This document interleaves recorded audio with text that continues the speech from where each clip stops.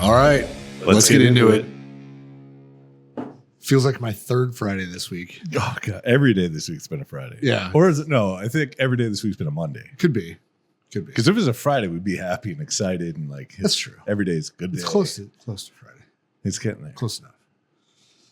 Anyway, welcome back everybody to another episode of the Warfighter Tobacco Podcast. I'm John. That's Scott, and we got Justin over there, producer extraordinaire. And today we are going to speak some maybe truth into your ear holes. yeah, we're just going to talk life. Life, cigars, and some veteran stuff maybe. Yeah. Before we started this episode, you said we got a bunch of questions from the last one. We did. We got a whole bunch of comments from listeners. Now, from the actual listeners, it's not from the last one that we published. Yeah, It is from the one previous to that, because the last one that we published was our joint episode that we did with How About That Cigar? Yeah, that was a fun one. And that was really fun. We had a great time on that. So hopefully you guys enjoyed that one too. It's a little bit different than our traditional setup of how we do things here. But and if you liked it, it was more their podcast. But 100% was theirs. And then when we got done, we were like, hey, we're going to kick it out on ours too. Yeah, so go check those guys out and tell them we sent you. So. Yeah, great group of dudes. We had an awesome time bullshitting with them. So we're probably going to be doing that again at some point. Yeah, I don't know if we're going to do a co or joint episode, but we'll definitely be on their show, and I'd like to have them on ours as well.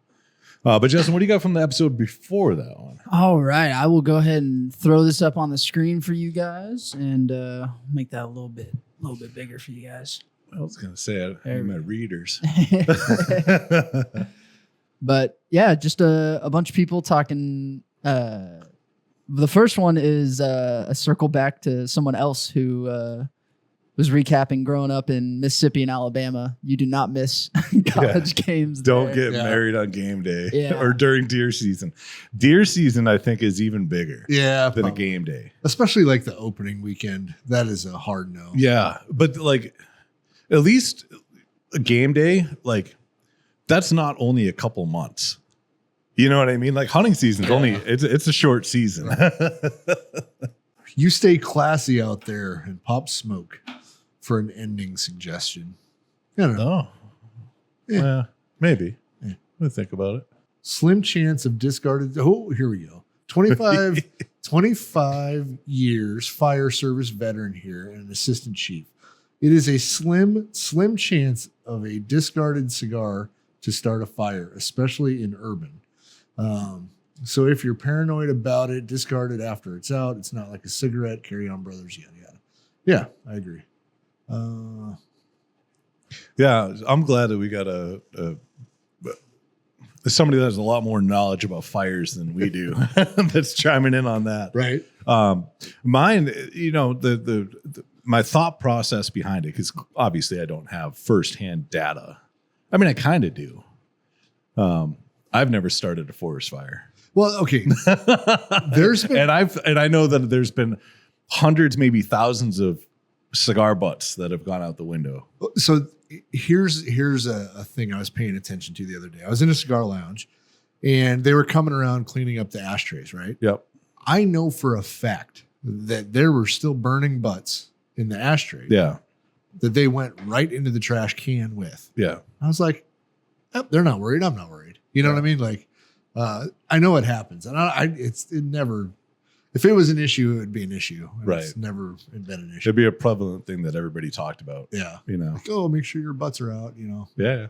Yeah. So, finding a dumpster fire cigar right now is a dumpster fire. Where are they? Looked in 2 stores. Your website. Does it have anything to do with the box issues you were working on recently? Yes, we've been out and they were supposed to return in fancy little dumpsters. It has a lot to do with the boxes that we were working on recently, but they should be back. I think they're en route. I hope they are. Well, one way or another, they're en route. Yeah, whether or not they have boxes or not. Yeah, I don't think they have boxes, but they'll be back in stock here in probably a week or 2. Yeah, probably 2 weeks. Actually, hopefully a week. By the time you hear this, they should be either back in stock or they'll be in stock within a couple days. Yeah. If you want to be one of the first ones to find out, follow us on social media and sign up for our email newsletters. Yeah. Those are always the first places we'll spread the good word. So sign up for those. So smart. The email newsletters, we never talk about it, but that is like our primary way to communicate with our customers. Absolutely. So if you're not signed up for our emails, going right on the bottom of our website is a comms check. And all you have to do is put in your email address. The other way is you just buy cigars. yeah, once you place an order, you're automatically on it. Yeah. I mean, you can opt out of it. But Yeah. I would opt into it. But But we if don't you- spam you. No, and if we do spam you and you want to opt out of it, we prefer a little bit of a shit talking email to go along. Tell me why. Yeah, like Tell me why. Show me on this doll where the email hurt you. No, seriously though, if you're sick of our emails for one reason or the other, let us know why. Help us. Because if we don't have feedback, we don't know. yeah. They're like, oh, this guy, I'm subscribed. Maybe he doesn't smoke cigars anymore. You know? Like, we try to make you, Justin tries to make you laugh. In every email, there's at least one misspelled word or something. we do it to see if you're paying attention, you know? Because if they're paying attention, and then they're going to respond and be like, hey, you spelled this wrong. Like, thanks, bud. Yeah. Hey, by the way, how are the cigars? Right. We do get that every now and then. And I appreciate it. we do make a lot less spelling mistakes now than before. Yeah, it was rough for a little bit there. No, I mean, even before Before we hired you. Oh yeah. Yeah. Yep. All right. Here's another one. Are you left or right-handed, and does it affect your smoking? It affects it by I'm right-handed. not at all. But it doesn't. I am very ambidextrous when it comes to a cigar. I'm sure because when I'm driving, It's my left hand. because it's closest to the window, Unless I have my sunroof, then it's my right hand. right? Huh. But if Michelle's in the car, then I'd like to keep it in my left hand so I don't accidentally whatever. Hitter. But if I'm ashing or whatever in the ashtray, then it doesn't. No. Yeah, I prefer. I'm an equal opportunity cigar smoker. I don't know if it's equal. I'm probably a 80% right hand, but the left hand I'm doesn't gonna have bother to me. pay attention. Yeah. So Because like I know when I'm on my computer and I'm actually like working, it's in my left hand. Right. Or I set it down. that's what that guy just said too. I quit smoking some time ago. It used to be left hand smoking while right hand working. So yeah. Yeah. my right hand doesn't work for shit. That's Is weird. is that like a lack of use or like you fucked it up? Or are you one of our veteran amputee buddies that's like, Well, that's what I mean. Loss yeah, of use. yeah. Like it doesn't work for shit anymore because I don't have it. That's, yeah. All these cigar manufacturers you guys are friends with and yourself. Well, what the fuck? This hurts. Hold on. Let me try to reread this. All these cigar manufacturers you guys are friends with and yourself make, gosh, I need like a month to just try them all. Lord knows I got the whiskey down. LOL. I think you do have the whiskey down. I hope you do. I think you had all the whiskey down when you wrote that. That's how. I don't know if that's a question. No, or a I statement. 100% understand this because that is my writing style. Really? Okay, so what? Because I can said- translate yours, no problem. He said, you guys and your friends make good cigars. I need a month just to try them all. Lord knows I got the whiskey down. Fucking That's what he meant to say, but he was thinking faster than he was typing, or vice versa, one of the two. And, but yeah, I get it. I get it. I have the same problem. Okay. I have the same problem. I'm retarded too. So the Alaska fireman commented on one of our older episodes, and he said it could be interesting if you could ship to overseas U.S. bases. Well, we can. Yeah. Any APO, FPO, DPO addresses we can ship to. If you're on an embassy, we have issues with the ashtrays. Yeah, they don't like to take ordnance. It's weird. It's like they x-ray their mail or something at embassies. We try, and they keep sending it back, and then they keep talking. The guy that's stationed there talks to the mailroom, and the mailroom understands or says they do, and we send it again, and then it gets kicked. We're like, it's an ashtray. No, they're like, it's ordnance. It's like, no, It's both.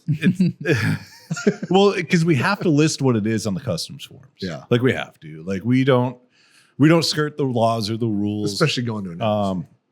You know, we're not going to put candlesticks or, you know, shit that other people put. Like, Sometimes we skirt. it depends. Like we'll put, you know, big black dildo if it's one of our friends and it's going to an APO with a customs form. Yeah. Like, you know, that way everybody, you know, It mailroom gets a chuckle. gets a chuckle out of But it. we don't do it like maliciously. So like when we send these on the customs form, it says 120 millimeter Abrams. And then that's about all that shows up. Yeah. So We should switch it if we can. Ashtray / 120 millimeter. I know we should do it the way the military does, where it's Right. all backwards with commas. But yeah, so we can't ship overseas. However, an APO, an FPO, a DPO address is a U.S. address Yes. that happens to be overseas. But if you're listening to this and you live in Australia, garrisonsupplycompany.com.au. They our Australia boys down under are just receiving a fresh shipment of cigars. So if you're down there, go get them. Oh, we got more. Oh, what is this? These are all from listeners on Spotify. I love the episode. Don't read the comments. And we're in the comments. Yeah. Shit. Love the podcast. I've tried sample packs before, looking for a place to order night shift because I work nights. I know night shift refers to night vision.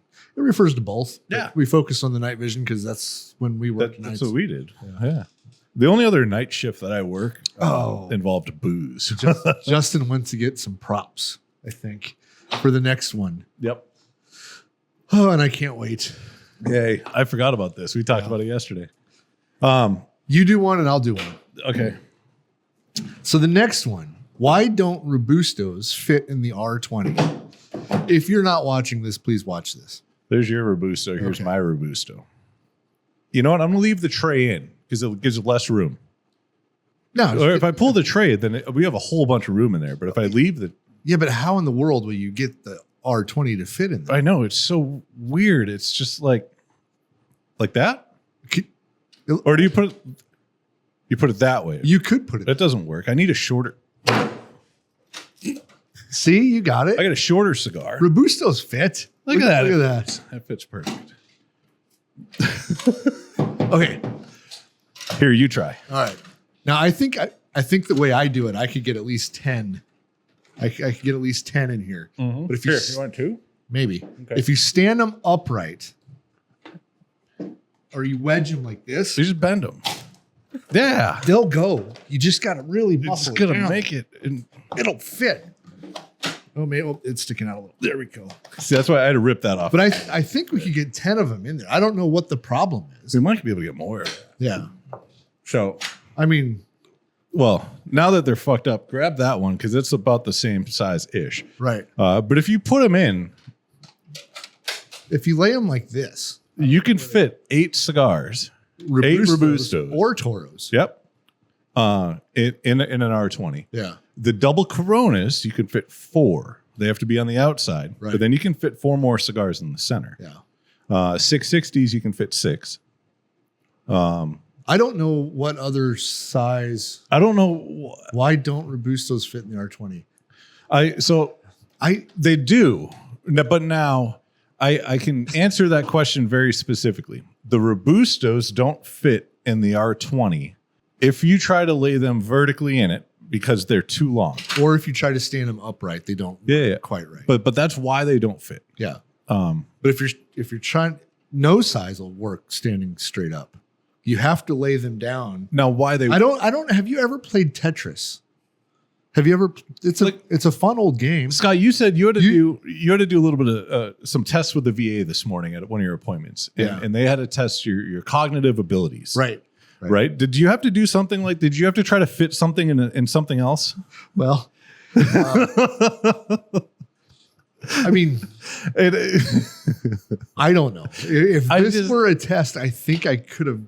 I think we Figured it out. passed no matter Yeah. what. So I don't. But there's the right answer is we can fit 8 Robustos. I just don't understand the question. So PSA Sonic, you might be slightly retarded. I don't know how else to say it, but I don't understand the question. I don't either because they fit in an R20. Yeah. about we could fit about 8 8 of them. comfortably. We even have a little bit of room left over Yeah. once we put 8 in there. Yeah. But no, they don't fit up. They don't fit. If you're trying to place them like how you could stack them in the R60, they're not going to fit that way because R20 is not big enough. That's just it. It's just the cigar is too long and the width of it is too short. But if you turn them 90 degrees, you can fit 8. Yeah, that's what I got. Yeah. That's a dumb question. And there are no dumb questions except for that one. Well, no, And if you asked it, it's because you're dumb. there's no such thing as a dumb question. There's only dumb answers, and we just gave that. Yeah, that's true. But thank you for that question. It was a fun one. I appreciate that one. The next one is I recently moved. A friend threw incense in my humidor. Are you sure he's a friend? Right. With about 46 in it. Due to work, I didn't get to it for a couple of weeks. Is there a way to save it, or does it all need to be thrown out? I haven't lit any due to the sheer frustration. I can feel that frustration. Yeah. What I would do is I would lay them out in open air for a couple weeks. Yeah. And then I'd put them back in a humidor with the right moisture For a couple months and just let them rehydrate and hope all that smell came out of it. Yeah. But I mean, look at the bright side. You might end up with an acid. Or they might be good. You never know. You never know. I would say I'd pull one and try it. Yeah, I mean, yeah. And see. Right. And pull one where you know what that cigar is supposed to taste like. If the first one kills you, don't smoke the rest. But pull one that you know how that cigar, what it's supposed to be, how it's supposed to taste, something you're familiar with, and see if it's affected or not. And if it hasn't, then cool. Oh, and I would also replace your Boveda pack. Yeah, whatever you're using for because it probably absorbed some of that. Yeah. Why would you throw incense? I would have some words with your friend. Yeah, that's weird. I'd have big feelings. Threw incense in my what? Note for Justin. Was it the guy? Soul is pronounced soul or soul. Soul? Freedom the fuck on. Soul.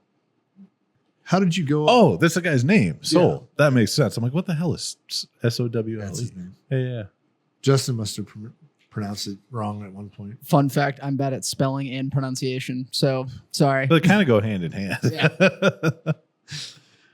How did you go about selecting flavor profiles notes for each of the cigars? Were there certain notes you wanted for certain cigars, or was it a matter of does it taste good? And if it does, we will go with this. So initially, we wanted a range of strengths. Yeah. And a variety of wrappers. And so we decided, like, for example, we want a Sumatra, right? And then we blended for the best tasting Sumatra we could come up with the strength that we wanted. With the strength that we wanted. Yeah. Right. Same thing with the with all of them. Right. Mm-hmm. And still today, we try not to do a very, like, we don't want 2 cigars that are very similar. No. Like, that's kind of dumb. Yeah. Yeah. We try to keep everything not close to something we've already done. Yeah. We like having a spread. Yeah. And then the strength. That was important for the first. Yeah. I was going to say, right? now we focus more on flavor profiles. Yeah. And where the strength lands, it lands. Yeah. And if, like, we're not set out to be like, oh, this thing needs to be a nicotine bomb. Yeah. And then we'll work on flavors after. You know what I mean? Like, it's more or less like this is the flavor profile with the wrapper that we want to use. And it just happens to be this strength. Yeah. Strength is more important. It was definitely an important factor for the initial blends. Yeah. Because we wanted that to cover the bases. Yeah. We wanted the mild, medium, and full. Yeah. Yep. So. But no, we go more for flavors. And it's kind of we have to like the cigar. Our palates might not match yours, but it would be so hard for me to sell a cigar that I don't like. So I have to enjoy it. I don't think, business aside, yeah, I don't think that we could develop a product that we didn't like because of. It might be something that would sell great that other people enjoy. I don't think I could do that. I don't think I could do something knowing that, like, I don't like that. Yeah. You know what I mean? Yeah. Because there isn't a cigar that we have right now that I don't like. Right. I like all of them. Yeah. Some I like a lot more. Right. But that's just my palate, my taste preferences. It's kind of the same reason we don't use Candela looks awesome. Like that green and it with the military brand that we could do a lot more with Candela. I don't like it, so I'm not going to make like a Candela barber pole or something like that. You would have to really show me a Candela that I could enjoy, which I have not found yet. So so yeah, we have to enjoy it now. Yeah. Yeah. And like I said, now where the strength lands, it lands. Or sometimes we'll set out and we'll be like, hey, for this one, let's do a little bit bolder cigar. And then we'll angle toward that, but it's never, yeah. Why do you freeze them? You as a consumer don't have to. Nope. I would highly recommend not doing that. Yeah. The factory does it to kill the beetle larvae. Yep. The little eggs, so that you don't have a bunch of little beetle holes all over your cigar. Yep. That's the only way to really kill the eggs. So, and the eggs come from, it's not like it's a problem. It's just natural. They're out in the fields.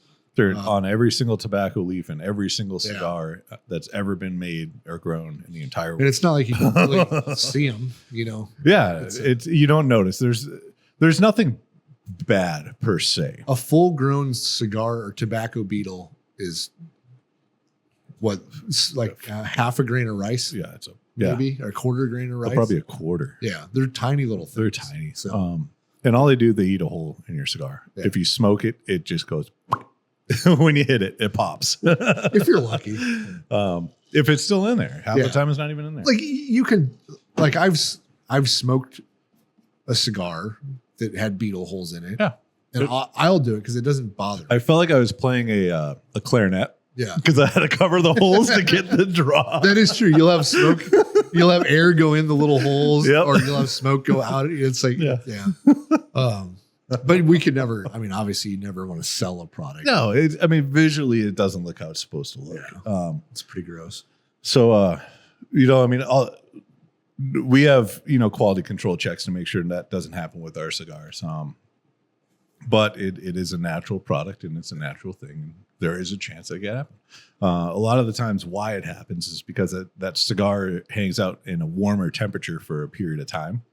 And that allows the temperature, that heat is what allows that larva to start to, I don't know, hatch. Yeah, I guess. But that's why that 70 degrees is that, where they want you to keep cigars. Do you guys have a retail presence in Canada? If so, where is it? If not, are there plans to brave the Canadian red tape to bring Warfighter to Canada tobacco market? So in Canada, if I'm correct, you guys can't have bands. It's all plain labeled cigars. It's all white label stuff. So just grab one off the shelf and pretend it's a Warfighter. I don't know how to market to that. Yeah, pre-COVID, we had a distributor in Canada. But between COVID and the Canadian government, they did not make it through the shit show of what COVID did to the world, or what governments did to their countries during COVID. Yeah, that's probably a better way to put it. So they ended up having to close their doors, and there is a shitload of red tape. There is, so it's not something we're actively pursuing right now. Just because, it's a lot. That was all the questions we got, boys. Sweet. Awesome. I like that. Yeah, that was a good amount. Mm-hmm. We still, if you have any suggestions though for sign-offs for the show, drop them wherever you're listening. Nobody commented on mine when we faded out the last show. I don't even remember. Damn, usually I can remember and I don't. I know. Right? Go fuck yourself, San Diego. How could we forget? Yeah, and if you guys know if there's anybody else in the cigar industry that you want on the show, recommend it to them. Have them reach out to us, or let us know too. Let us know. But we'd like to do more guests, and we're capable of doing remote stuff. So it's not like they have to be here, but we should do more of that. Did you get a chance to watch the debate? Oh Jesus! So they ask who won the debate, but I feel like that's the wrong question. The question should be who lost the debate? America. The American people lost that debate. So I tried to go into it without any, I don't know, expectations. Yeah. Because I knew it was going to be a shit show, but I tried to go into it to being like, okay, like they might actually, I don't know, answer a question. Yeah. Which they didn't. They might actually talk policy, which they didn't. I was hoping for, these things, but I knew that none of it was really going to happen. But I can say that there is one answer that Trump answered that I don't think anybody could have answered better. And there were a couple times that if you didn't know anything about anything and you were just watching this, that Kamala Harris actually presented what she was saying extremely well. Yeah, she sounded coherent. But put a context behind it. They were it's literally sound bites written for her to memorize and say. Yeah. Nothing actually answered any of the questions that were out there. But that answer that Trump had was, I think it was the best answer. And I believe it was when they asked about abortion. It was the first time they asked because he answered it and it was like 30 seconds. And then they moved on, but then they came back and they, hammered it. But I think his answer was essentially like, it's in the state's hands. I will never have to make that decision because it is not a federal problem anymore. Yeah. It is now on a state level. And it'll never go. And it will never get back to it. Yeah. Because it is at a,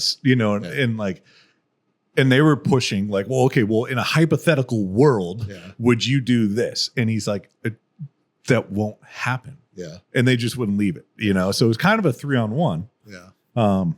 It's a fucking circus. Yeah. It's just not even, how does so many people in the news, in politics, in political parties, how can they watch what's going on right now and be like, yeah, this is totally fine. This is a good direction we're moving in. How can they not just be like, so fucking hard stop? Everybody fucking just, what the fuck is going on right now? So I feel like it was all lies. And if it wasn't all lies, then every other thing I watch in the media is all lies. It has to be either the one or the candidates other were lying about everything, or the media in the past has lied about everything. Or maybe they're all lying. Right? Like, and we're just now coming to the point where like they've lied so much that now at this point it's like you're lying about the lies that you lied about. right. And we see it. Yeah. No, it's not. It's kind of like that was a great debate. Yeah. I feel like the world needs the Men in Black fucking flashy pens right now. It's like the Jedi trying to use the Force to mind fuck whoever. And like, yeah. Anyway, like right now, I want to see Trump get elected, and not because of Trump. It has nothing to do with Trump. It has to do with the fact that RFK Jr. is going to look into food. It has to do with the fact that Elon Musk is going to fucking look oversee government spending. Oh, he was just like, oh my God, look what he did to Twitter. This is going to be so awesome. Like, that is the reason why I'm just like, I really hope Trump gets elected. And it's not because it's not because of Trump at all. It's these other people, the things that they potentially could do that would make such an impact versus any policy bullshit anywhere. I feel like Elon Musk doing that would affect policy more than policy itself. Well, not just, maybe policy too, but to clean up the crazy spending on crazy stuff. Yeah, you take a department from 1,000 people to 30. Yeah. Policy is going to change. Yeah. You know what I mean? Yeah, that's true. But how amazing would that be? Yeah. I wish I could do that. Let me put Right? Like we're always worried about like tax auditors. I want to work for Elon's new department and be the government auditor. I'll do that. I'll figure that job out. It would be so easy because the first thing I would do is be like, you bought this for how much? And then I'd go on Amazon and be like, okay, we're not doing that anymore. You know what I mean? Well, that's the way our system's set up. Oh, it's broke. Yeah. We're going to fix it. Yeah. Yeah. That notebook costs $900. I get it at Amazon for $299. A national stock number, an NSN number, should not just automatically add 400% to the cost of something. Yeah. Like just the budget stuff, right? Like, fiscal year ends in October or whatever. So everybody's trying to spend all the money at the end of the year, and then you can't spend any money for the first. How about you just take a year and you say, you know what? There's no budget.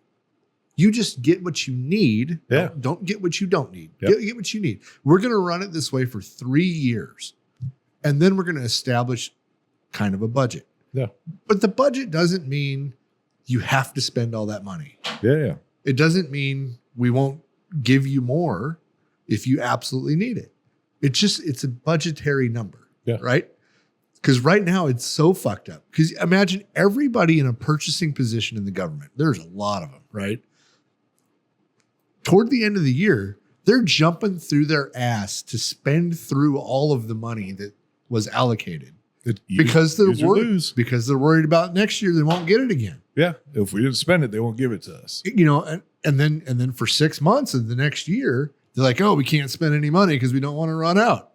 I just want to choke slam those people. I worked for those people. Yeah. Like in the Army, I had to But you got to think though, right? So those people in the Army have no experience budgeting spending. Yeah. But how about we just buy what we need and nothing more? But if we need it, if we can justify, you have to justify your needs, right? Especially like the military side of things, right? Yeah. We've been doing this for a day or two, like a couple 100 years. Yeah.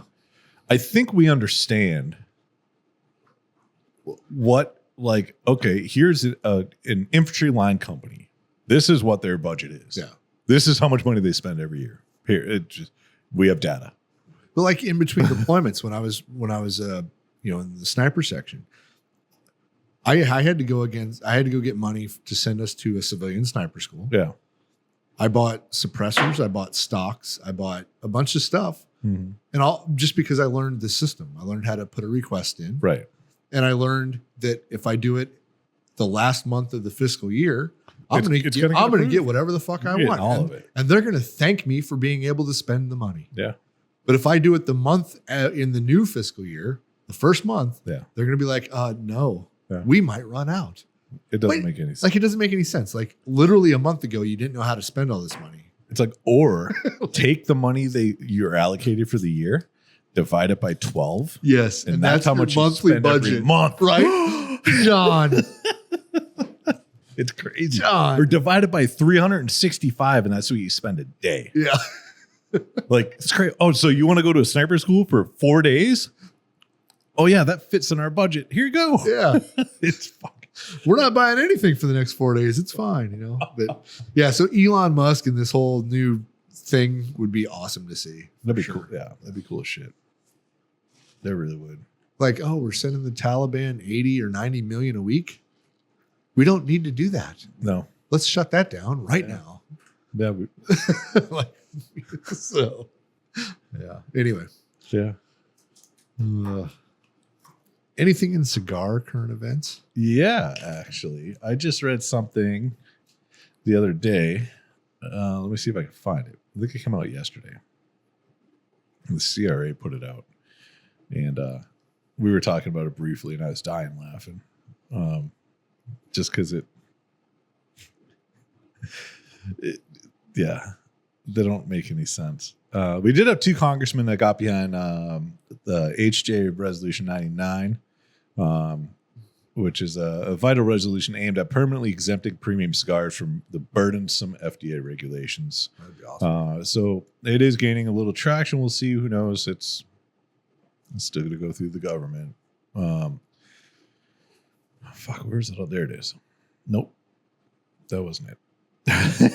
Sorry, I just don't want to misquote it because it's a lot. Here we go. So the FDA Center for Tobacco Products Director, Dr. Brian King, testifies before U.S. House Subcommittee on the FDA Human Foods and Tobacco Programs. So they essentially sat down and they talked about the FDA and what they do when it comes down to food and tobacco. Right. And all the new programs that they have in the mix or in the works right now, if you want to call it that. In regards to that, it's like the FDA regulating, the menthol cigarette ban, vapes, Right. everything that relates to quote unquote tobacco, even though that's not really tobacco. So during that hearing, there's committee members that asked the FDA about how they're slow and unclear handling of the PMTAs, the pre-market tobacco product applications. And they called for more proactive engagement. The lawmakers highlighted the lack of approvals, all the normal stuff that we've been talking about. But I have some data in here that I want to read. You were telling me some numbers. And this data is awesome, right? So lawmakers also highlighted the lack of approvals for products that could support tobacco harm reduction. What they mean by that is like the Zyn pouches and the vapes and that kind of stuff. The tobacco harm reduction is their version of trying to say alternative tobacco products. Right. So they lack the approvals for products that could support tobacco harm reduction, including nicotine pouches. With only 34 vapor products authorized out of over 26 million submitted applications.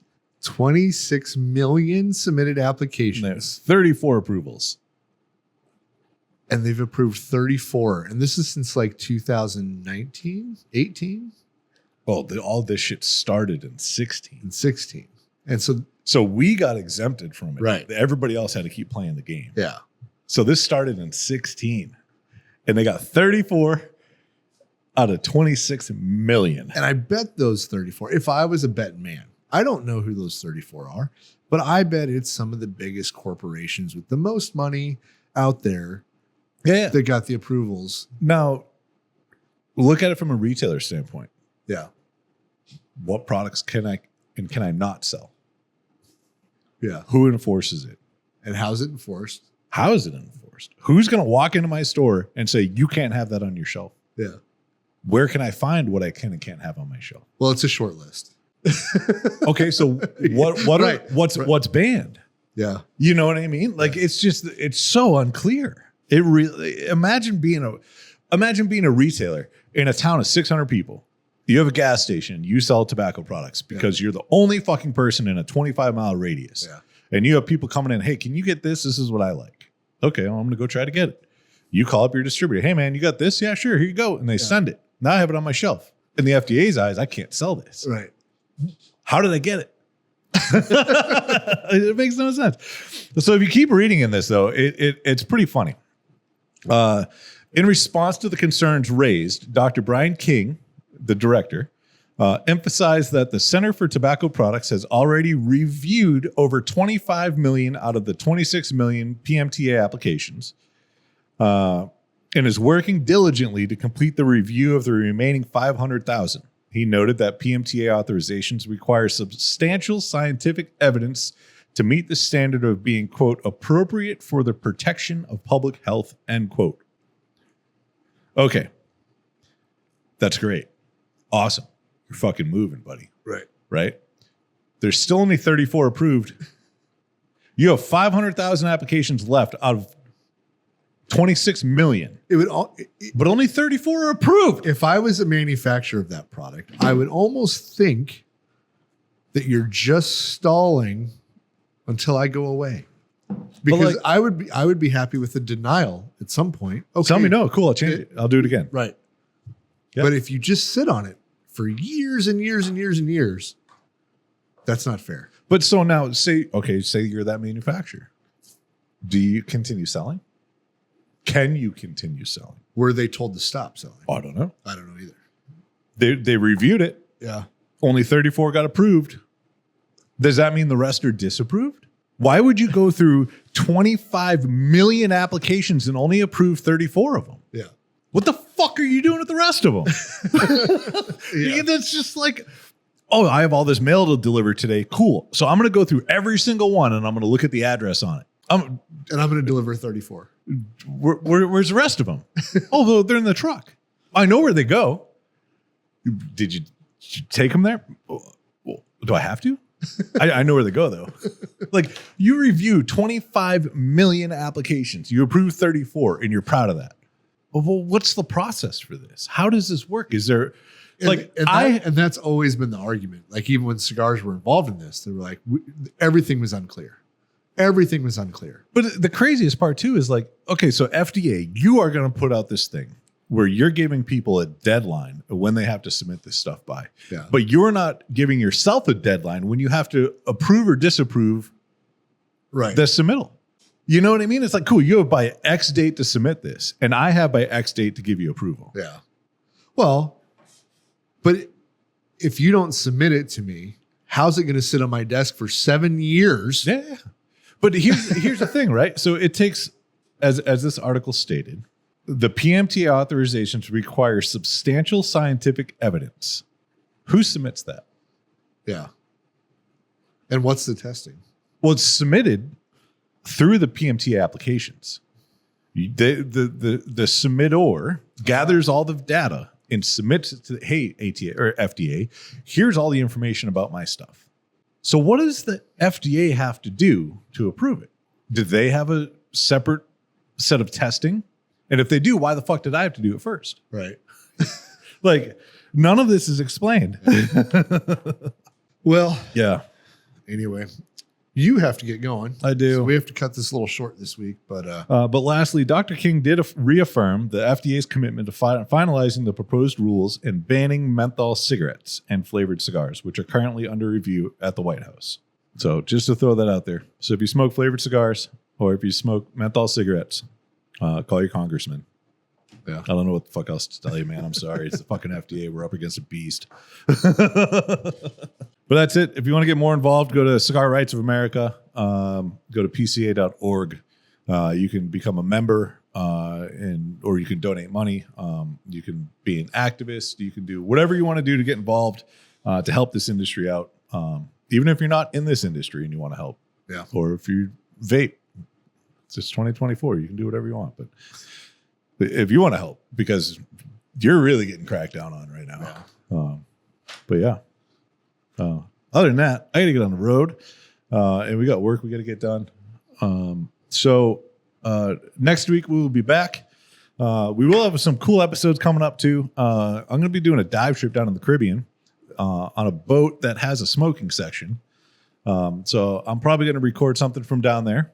Hopefully I'll get some of the other guys on the boat to jump on. Maybe they're cigar smokers. I don't know. They're all vets, so Yeah. they got to be. And then what else do we got coming up? Fink Cigar Bash Yep. in San Antonio. I think that's coming up that might already pass by the time this comes out. I think that's in like a week or two. Yeah. Next weekend. Yep. And then we'll be on Cigar Prop in a couple weeks. Yeah. Justin, you got anything else for us? Nope. I think that's pretty much it. Cool. Well, go follow us on social media. Go to warfightertobacco.com. Go all the way to the bottom of the page. Sign up for our newsletters. That way you can stay informed on all of our products and new drops and when we get stuff back in stock. And if we have any sales going on. Or just go to warfightertobacco.com, place an order, and then you'll be signed up. There you go. And if you want to find your local shop, go to warfightertobacco.com, click on dealer locator. Did I miss anything? I don't think so. Cool. Other than that, see you guys next week. Cheers, buddy.